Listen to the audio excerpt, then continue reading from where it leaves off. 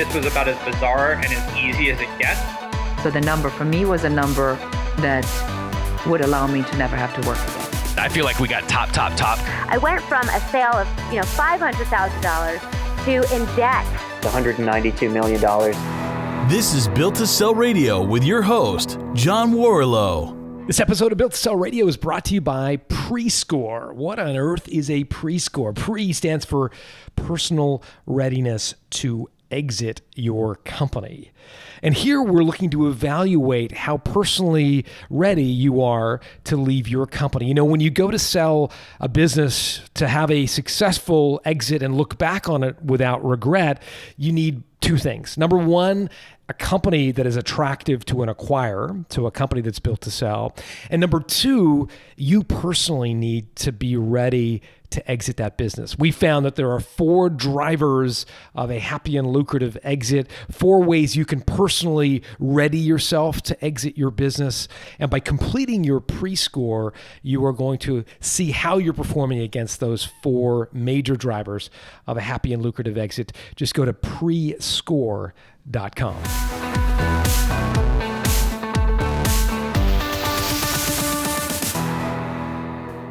Here we are at a new decade, 2020. And if you scan the headlines, you might want to stay in bed. It's a tumultuous world out there right now. In the last couple of weeks, we've had a passenger jet be shot down in Iran. I was reading the headlines last night, and there's apparently a new superbug in Asia they're comparing to SARS and finding it difficult to control. If you've been watching any of the Democratic nomination, it's a bun fight, and it will look like a schoolyard tussle compared with the bare-knuckle cage match that will be the fight to become or remain the most powerful person on the planet. It proves to be a challenging time. And I wanted to do this podcast to give you 3 ideas, 3 strategies that I think will go a long way to inoculating yourself, protecting yourself from some of the challenges that will come your way in the next 10 years.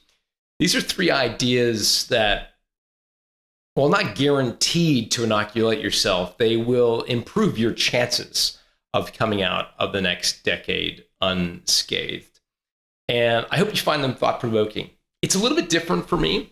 Usually, as you know, on this show, I interview a guest, an entrepreneur who has sold a company recently, and ask them sort of how they did it, what they do differently if they had a do-over.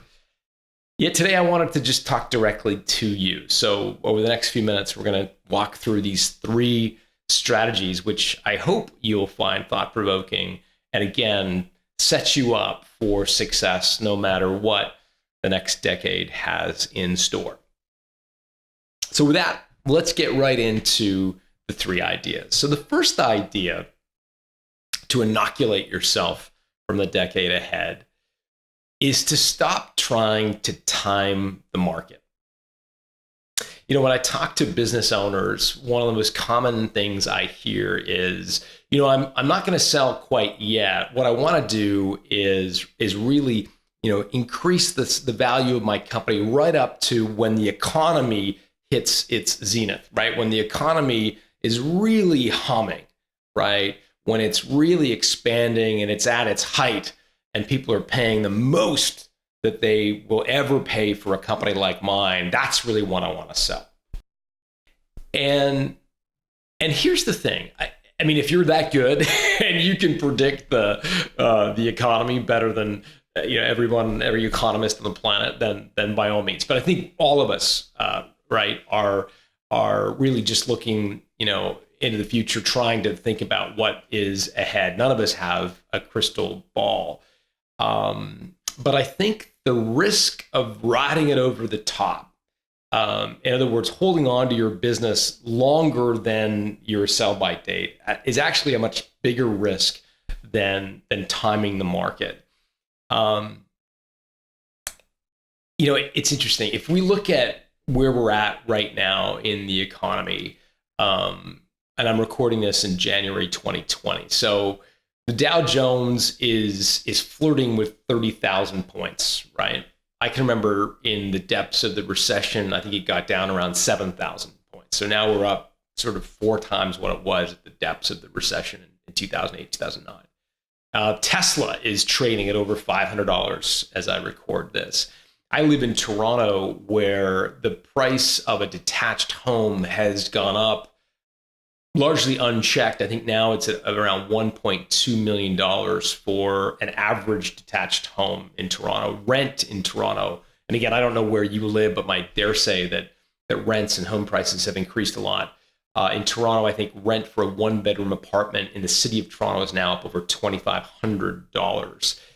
It's a very expensive market that you will be selling out of. And the good news is, if you're looking to sell your business in the short term, you're probably going to get a better price than you would have had you sold it in 2008, 2009. When I say price, a better multiple, if you will, on your profit. And equally, you'll probably get a better price today than if we go into a recession in the decade ahead at some point. But here's the thing.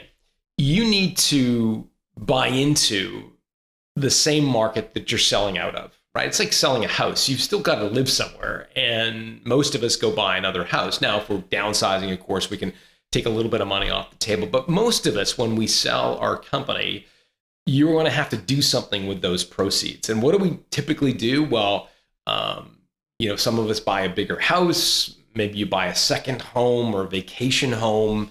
Perhaps you invest in stocks. Maybe you do some commercial real estate. Maybe you get fancy and do some factoring. All of these things, these asset classes that you are going to buy into when you sell your company, are probably just as inflated as the value of your company is today. And as a result, when the economy goes down, they will go down as well. And so, I think it's a bit of a fool's errand to try to time the market of the sale of your company based on what's going on in the external marketplace. Sure, you may get more, but again, you've got to then buy into a market. Many of us think, I'll buy counter-cyclical stocks, or I'll buy stuff that goes down when the economy goes up, et cetera, or hedge my sort of bets. And for sure, we can do some of those hedging strategies. But the reality is, if you have a once in a lifetime liquidity event where you all of a sudden get an influx of cash, you're going to need to diversify your wealth and put it into different asset classes, many of which are going up as the value of your company is going up as well, and will go down as the value of your company goes down. So what's an entrepreneur to do? If timing the market based on what's going on externally doesn't really make a lot of sense, what can you do instead? Well, I would have you think about 2 potential strategies. The first is really to sell when you're on a winning streak, regardless of whether, whatever is going on in the market at large. Consider what's going on inside your company.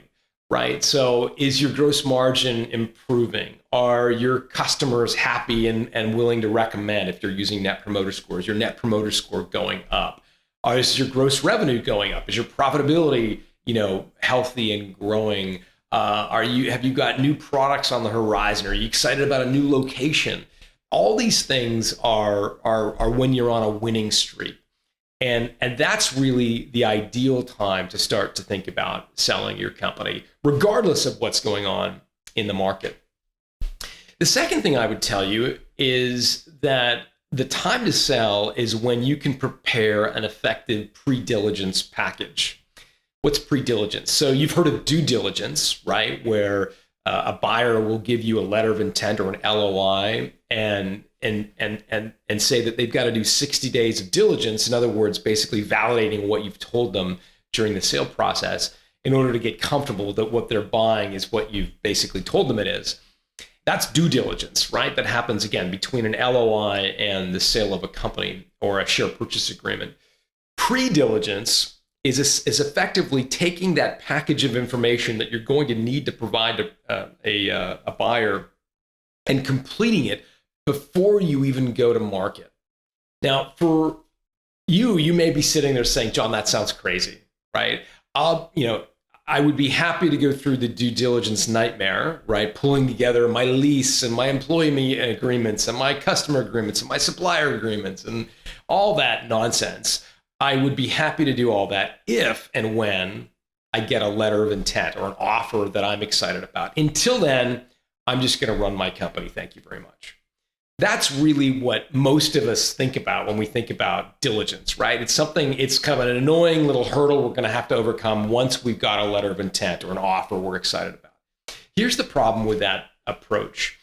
Increasingly, there's two problems. The first is that there's something called deal momentum when you sell your company. And deal momentum is, as the name suggests, the sort of energy that a deal takes over when it is moving towards a finish line, right?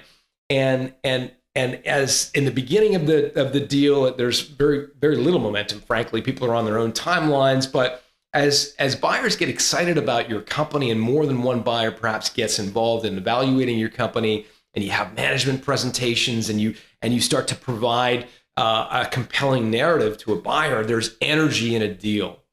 And there's, M&A guys will talk about the idea that time kills deals. It's also called deal fatigue. And essentially what it is if a deal gets stalled, then the appetite that the buyer has to consummate the deal starts to diminish. People get shiny ball syndrome, right? They look at the next investment. They start to get excited about another company. And time kills deals. And the biggest deal killer of all is not being able to furnish a buyer with some information, some piece of data that they're looking for. I have a member of our community, a guy named Zane Torrance. Hey, Zane, runs Founders Investment Bank based in the Southeast Burlingame, among other offices. And I was having a conversation with him just after Christmas, and he was saying, the scrutiny that buyers are placing on deals these days has gone through the roof. Even though there's a high appetite to buy companies, the diligence they're doing, he has never seen in his career, and he's a 25-year investment banker or so. And so I would just ask you to think about pre-diligence.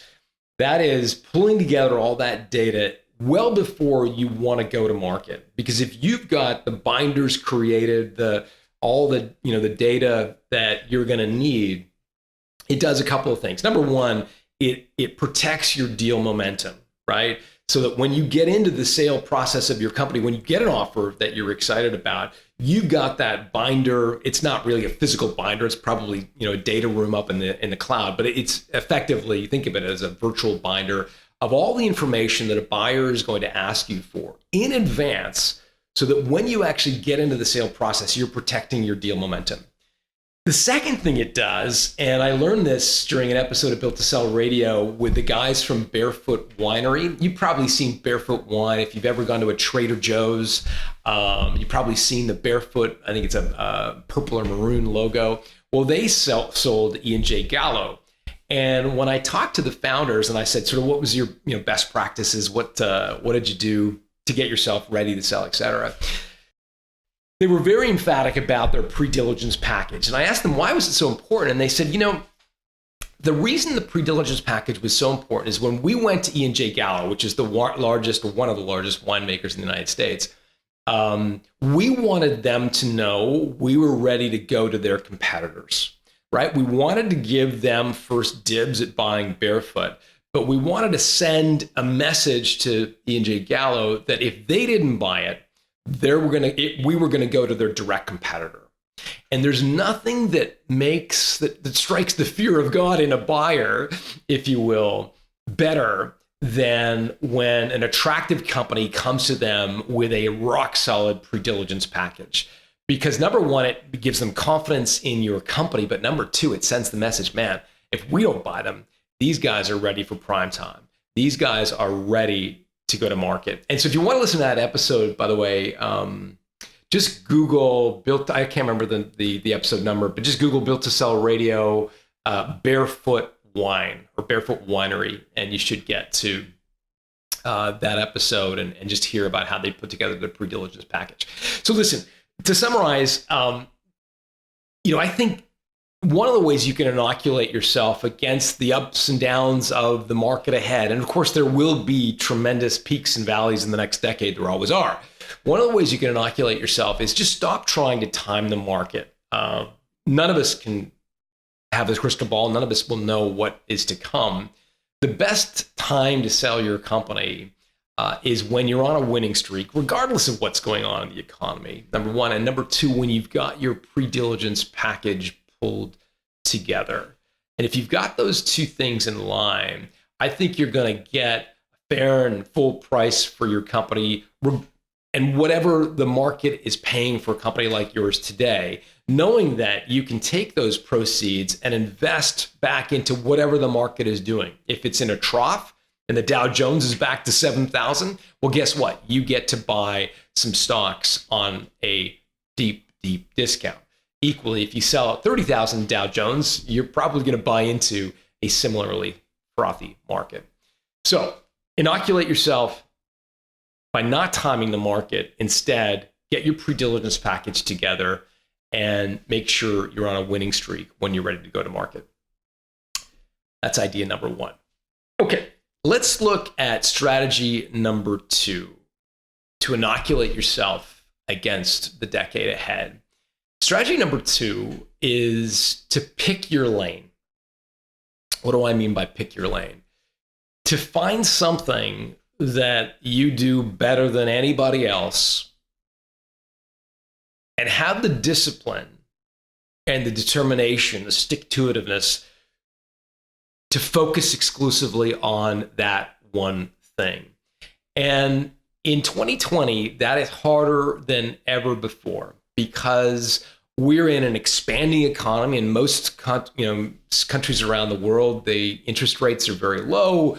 The economy is booming, unemployment is low, et cetera. And in that environment, the temptation is never greater to start cross-selling other things, to start getting into other business lines, to start doing things that you're really not, your company was never really set out to do. And why is that? Well, you can borrow money easily to go fund those ideas.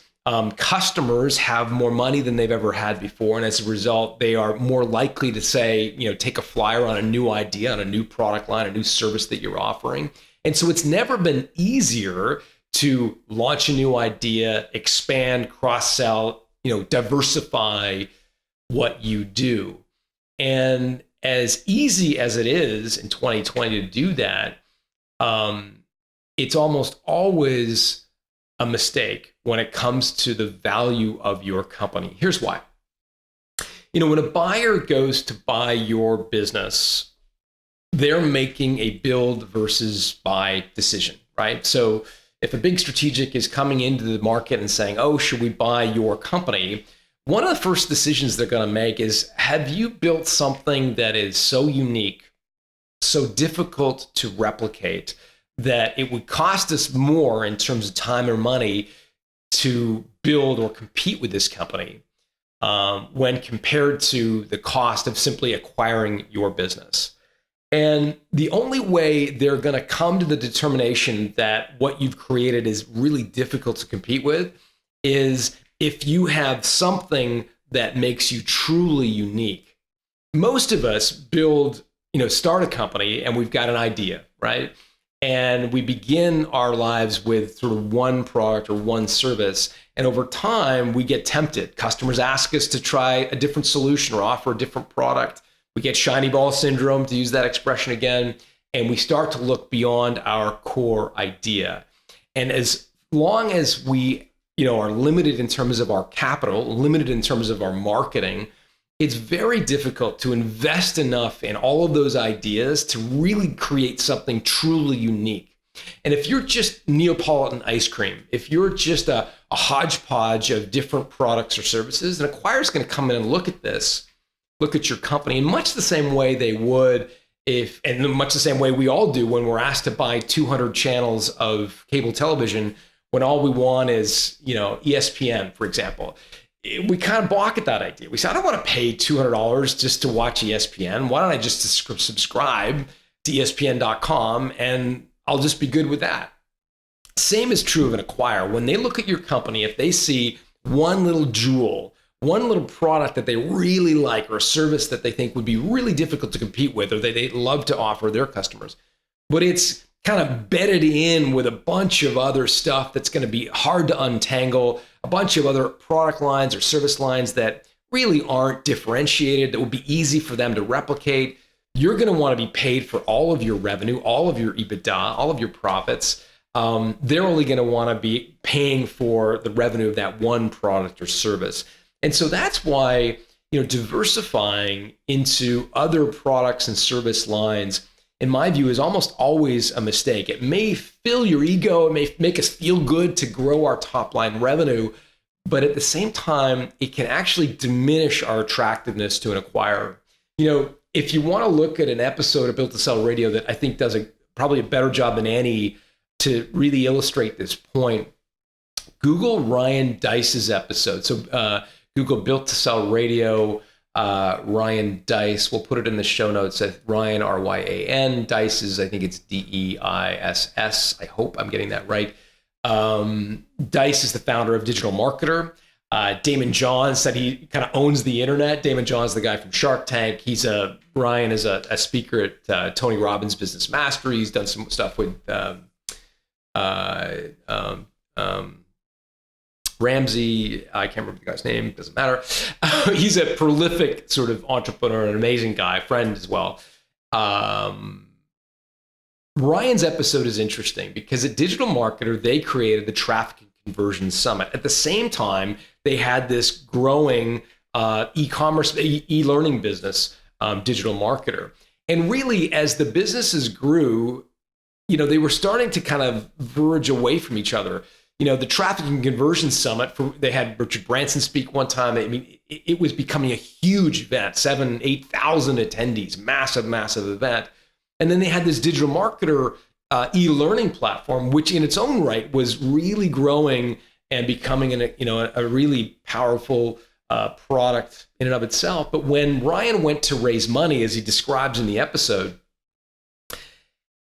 he was half pregnant. Venture capitalists, private equity groups, investors looked at the business, and some of them looked at it as a conference business, right? Which was half of his company, and said, okay, I know how to value a conference business, right? That makes sense to me. But what am I going to do with this e-learning platform, Digital Marketing? I have no concept of what that's worth. Equally, some looked at the Digital Marketer business and said, oh, I like that. I want one of those, but I don't want some conference. Who knows about, ordering coffee for 10,000 people, and what do I do with facilities? I mean, I know nothing about running conferences. And as a result, he was really kind of dissatisfied with the offers that he received for the valuation for his company, because again, it was difficult for people to place a value on his business. So ultimately, he sold the Traffic and Conversion Summit, and a successful sale. Again, he talks about it in the episode. So go to open up a web browser, Google Ryan Dice Built to Sell Radio, and you'll get that episode. But it's a good reminder that acquirers like to buy something that they could not easily replicate. And they don't want to buy a hodgepodge business. They don't want to buy a business that's a bunch of things that they could easily replicate, where the jewel in the crown is kind of bedded in or intermixed with a bunch of other ancillary businesses that they could easily compete with. So strategy number 2 to inoculate yourself from the road ahead is really to focus and pick your lane. Pick the one thing that you do better than anybody else, and start to build a marketing platform and a point of differentiation around that. Another episode you may want to listen to, I've got a note here in front of me. It was episode 214. It's with a guy who was in the scrap metal business. And if you know anything about scrap metal, when I say scrap metal, if you're anything like me, you immediately go to like the guy, like the brother-in-law figure in Rocky, the guy kind of chomping on an unlit old cigar with like a fedora that's half cocked, greasy hair, driving like a pickup truck with a bunch of scrap metal coming out of the back. Well, that's my image of a scrap metal dealer. And Jean-Eric, who entered this market found himself in a very highly competitive market, buying scrap metal. And in a competitive market, the price of scrap metal and he made the case that if he went to a farmer and offered to clean up his farm, not only would the farmer like the fact that he was going to clean up machinery, sure enough, he started a farm cleanup service, and he got out of the highly competitive scrap metal business and kind of chose a lane and said, I'm in the farm cleanup business. Branded himself that way, became the market leader in farm cleanup services. He got to a point where he was buying scrap metal. I'm going to go by memory. Again, listen to the episode if you're interested. By memory, I think he got down to buying scrap metal for $3 a ton and was turning around and selling it to a smelter at its peak for something like $100 a ton. So a tremendously successful, profitable company, but it never would have happened or be possible had he not picked his lane. He didn't just become a generic scrap metal dealer, of which there were hundreds in his kind of local trading area. He instead decided to become the farm cleanup guy. And it's just a great example of what I think is so important for you, in particular in 2020, when the temptation is never greater to expand or diversify because money's cheap, customers are liberal with their cash, people are willing to take a flyer on a new idea.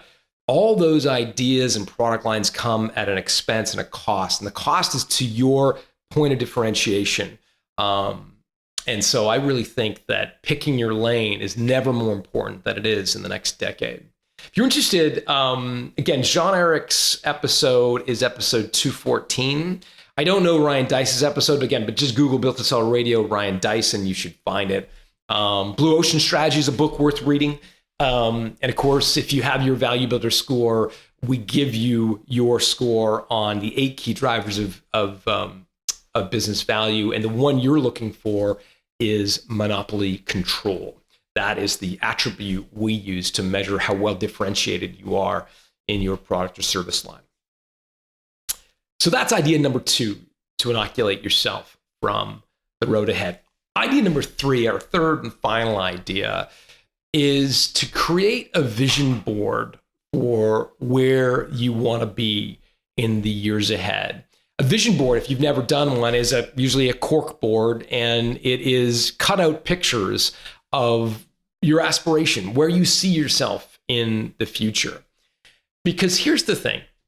What I've noticed in spending a lot of time with business owners and the advisors that advise owners is, for many of us, we are permanently stuck in a 5-year cycle. In fact, Josh Patrick is an advisor in this space and talks about this idea of Perma 5. And Perma 5 is the idea that if you talk to an owner and you say, hey, you've got this successful company, you ever thought about selling it? The most likely response they will give you, and you may have even given this to somebody yourself, is yeah, for sure, I'm thinking of selling. Probably in the next, probably 4 or 5 years. Come back 4 or 5 years later to the same entrepreneur and you say, hey, you mentioned the last time we spoke, you were kind of thinking in the next 4 or 5 years. It's 5 years on, you're thinking of selling now. And they'll say, well, maybe, we've got a couple new products that we're thinking of launching, and we really want to kind of amp up our profitability in this area. So we're probably, 3, 4, 5, probably 5 more years to go.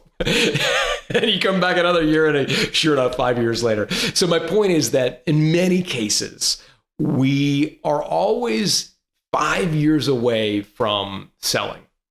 Now, that could be a perfectly happy place for you to be. And by no means do I want to suggest for a second that holding on to your business, building a successful company, building a valuable company is not a good mission and is not, I don't want to diminish that in any way. But I would challenge you to ask yourself if you're confusing being content with being happy. What do I mean by that? I think if you look back to the days, and if you even take a moment now and scribble down on a piece of paper the times in your life when you've been happiest, right? My guess is that a lot of those are the times when you were doing something new, right? You were trying a new sport. You were mastering a new activity. You were with new people. You might have been in a new city or a new country. You might have been doing something fresh and new and different. And for I think a lot of us as entrepreneurs, that's what gives us our sense of satisfaction, our sense of purpose, that we're building something, we're moving towards something, and it's something new. And as your business grows, it may well become very successful, and you may become content with that. And in fact, many of us become inert. In other words, inertia has taken over, and we're running our companies out of inertia because that's what we've done. We wake up every morning, we go to the office, we go to the plant, we go to the store, and that's just what we've done. And I just ask you to pull yourself up. It's a new decade, a great opportunity to ask yourself, are you happy or simply content? Because if you're simply content, you may find that a new thing on the horizon will actually make you happier. And for those of you who are feeling that sense of contentment, but not necessarily happiness, selling your business and doing something else may actually be just what the doctor ordered. And I wanted to share a personal story with you, one that I don't actually talk about a lot, but I thought it might be worth just kind of sharing this story with you for what it's worth. So I had a few businesses in my 20s and early 30s. And when I was 35, my wife and I had our first child. And I grew up in Toronto, where it's cold 4 months of the year, it's cold and rainy 2 months of the year, and we have a very short summer. And I've always felt like I wanted to leave the city of Toronto and go live somewhere else. And so when we had our first child, my wife and I decided to move to California. And we did it for a 3-month window to begin with the view that we might buy a house. And so we got down there. We chose Santa Cruz, California, which is kind of a hippie surf town across Highway 17 from San Jose. So it's a beautiful place. If you haven't been, it's certainly put it on your list. It's just south of San Francisco in Half Moon Bay. So we get there and life's great, right? We've got a newborn. I'm running my company remotely. So at the time, the internet was still a bit patchy in places, but you could kind of jury rig it so that I could continue to run this company remotely. And I did that for a period of time. And we were starting to look at houses, looking at, potentially kind of laying down roots there. But the longer I kind of spent away from my company, frankly, the worse it started to perform. I brought in a general manager for the business, but it just wasn't sort of gelling, if you will. We were kind of at odds with one another, the general manager and I. I didn't think they were focusing on the same things that I thought they should be focusing on. Here I was 3 hours time difference away from the office, and it was just becoming untenable.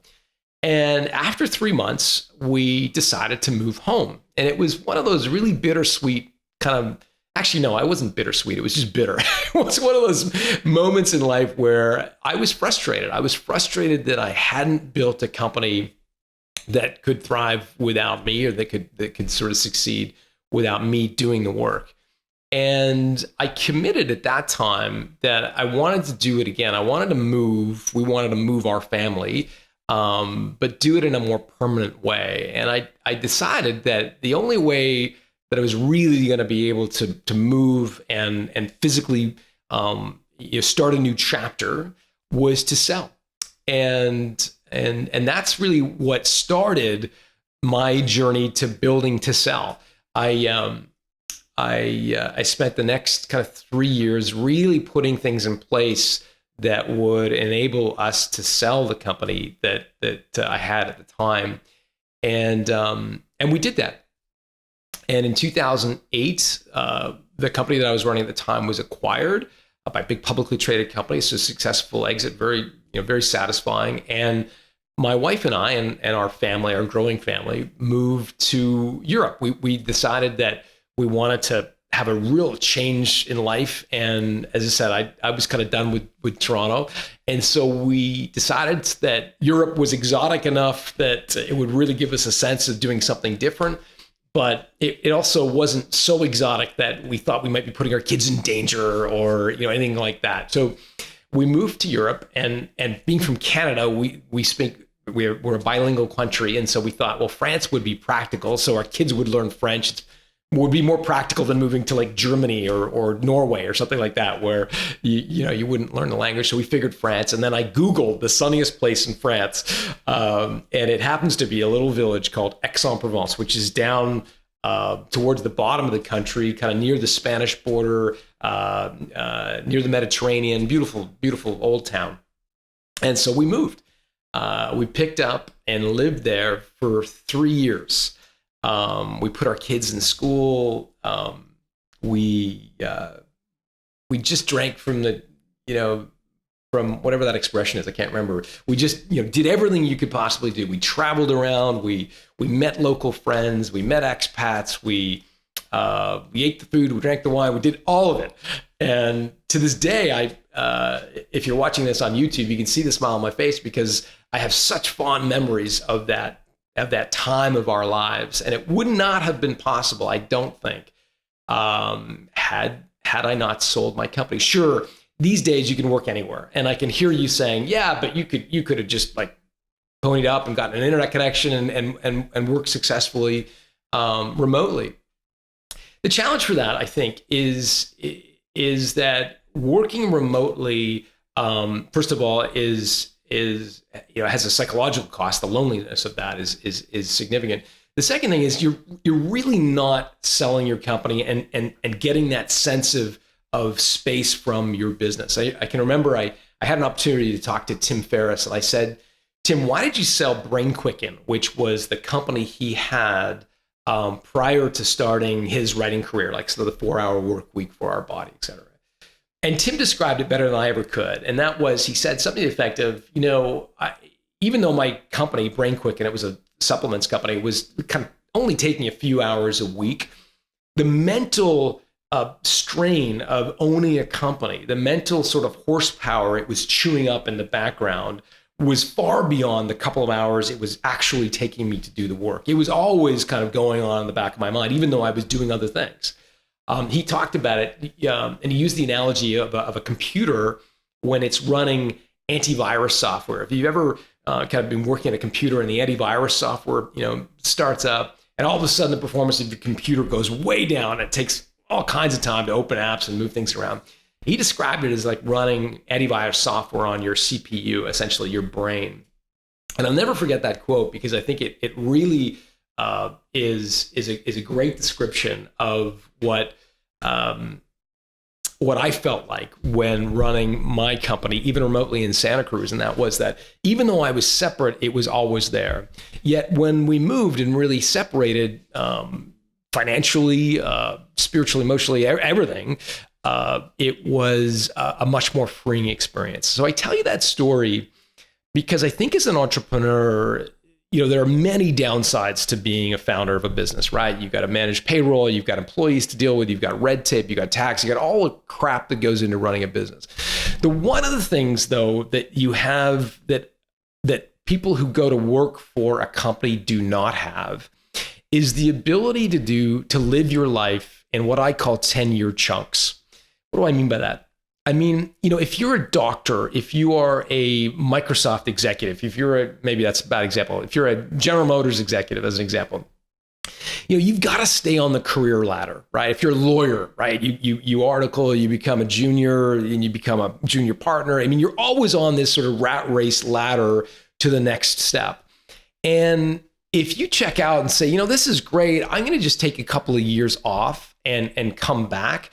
The half-life of your skills, the connections that you have means that you can't just rock up and rejoin the workforce if you are, a middle-level manager, a junior partner, an aspiring doctor, et cetera.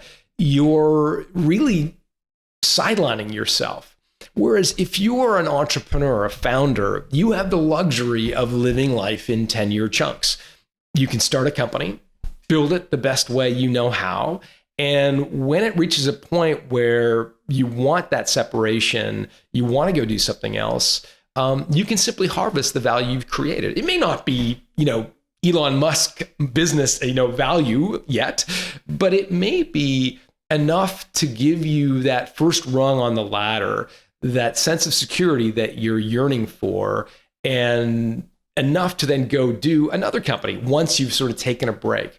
So again, I share that very personal story with you because I think it's a tremendous luxury, frankly. It's one of the many and major benefits of choosing a career in entrepreneurship that you can kind of pull up after a few years and say, hey, let's go live somewhere else. And to do that, selling is one way to do it.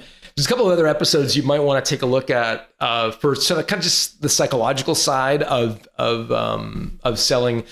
Recent episode was with, I've got a note in front of me here, Tommy Barrett's. I may be pronouncing his surname incorrectly.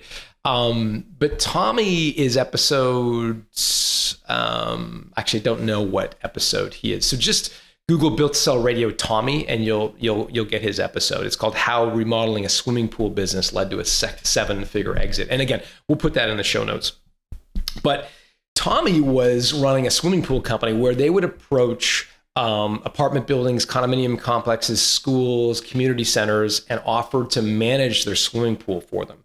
And managing a swimming pool entails hiring lifeguards, hiring swimming teachers, rebalancing the chemicals, making sure the gate is locked at night, the whole shoot and match, right? And if you're a condo, board, the last thing you want to do is be managing a swimming pool. That's not what you want to do every day. So you hire a company like Tommy's to do it. Well, Tommy was at an industry conference and he heard a stat from an industry guru, which was that a typical swimming pool maintenance company will have a death, a drowning in one of their swimming pools every 7 years. Tommy had been running his company incident-free for 11 years. And once he heard that stat, it was like the toothpaste was not able to get back in the bottle. He was paranoid and really kind of emotionally was really unable to kind of process the idea that a child could potentially drown in a pool that he was managing, and the burden of that, the weight of that, became so intense that he decided to sell his company. And again, it was a little like Tim Ferriss. It's the kind of emotional burden of running a company. It goes far beyond just the hours that you put into your business. So again, Tommy Barrett's interview is definitely worth a listen. You can find that, again, Google Built to Sell Radio, Tommy. Another episode you might want to check out is Sean Oshman's episode. Sean is Schaun, Oshman is Oshman. We'll put it in the show notes. Oshman, just Google Sean Oshman, Built to Sell Radio. Sean had the idea that he wanted to go live on a sailboat and he wanted to be on the boat by the time he was 40. And so he put a bunch of factors in place to get his business sold so that it was ready to go. And one of them was creating a vision board. And he was the one who gave me the idea of doing a vision board, which is, again, a bunch of cutouts of things that you want to go do. And not surprisingly, his vision board was full of pictures of his sailboat. And that's what he did. By the time he was 40, he sold his company. And a great story. The other tool that you might want to take a look at is Prescore. We launched this last year, prescore.com. It will give you some ideas about your psychological readiness to exit your business. Prescore stands for personal readiness to exit. So Value Builder Score, which you probably got, and if you haven't, it's valuebuilder.com.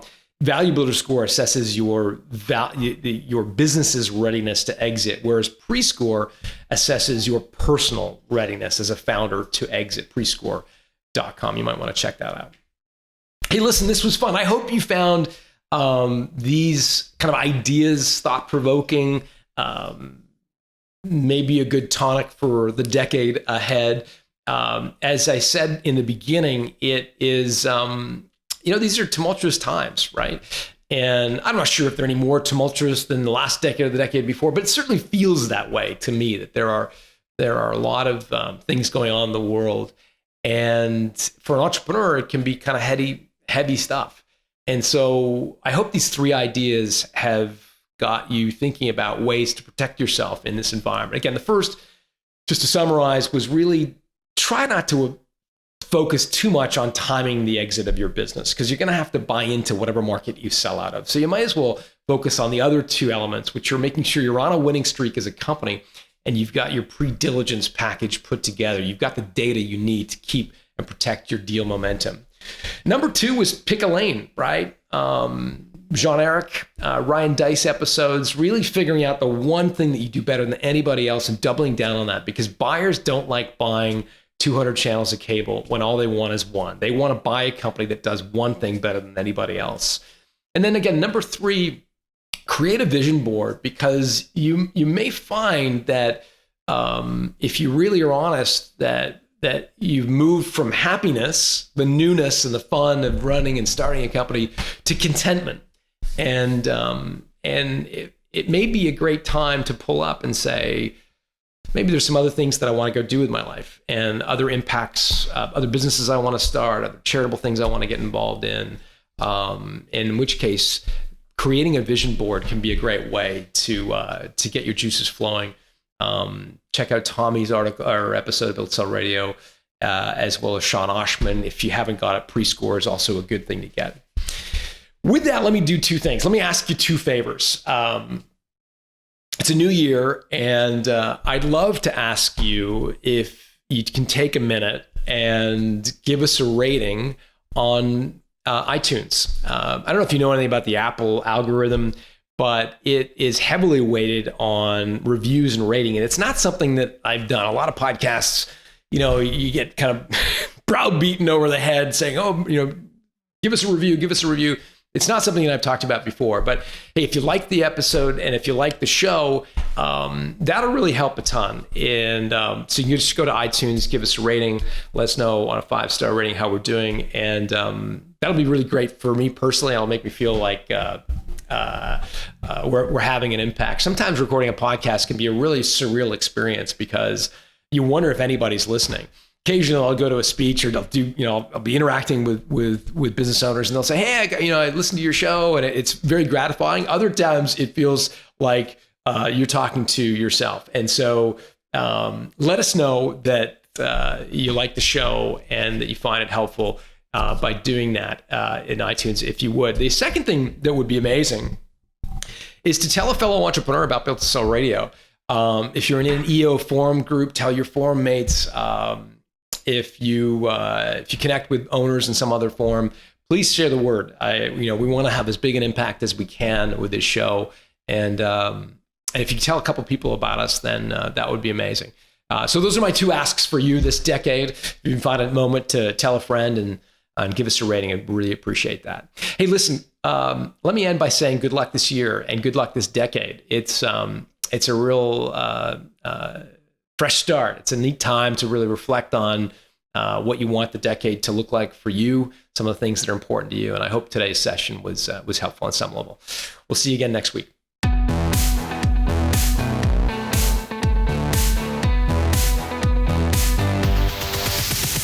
Thanks for listening to Built to Sell Radio with John Warrillow. For complete show notes with links to additional resources, visit builttosell.com/blog. John is the founder of the Value Builder System. To find out how to improve the value of your business by 71%, visit valuebuildersystem.com. John is also the author of Built to Sell, Creating a Business That Can Thrive Without You, and The Automatic Customer, Creating a Subscription Business in Any Industry. Connect with John at facebook.com/built-to-sell or on Twitter at John Warrillow, WARRILLOW. Thanks for listening.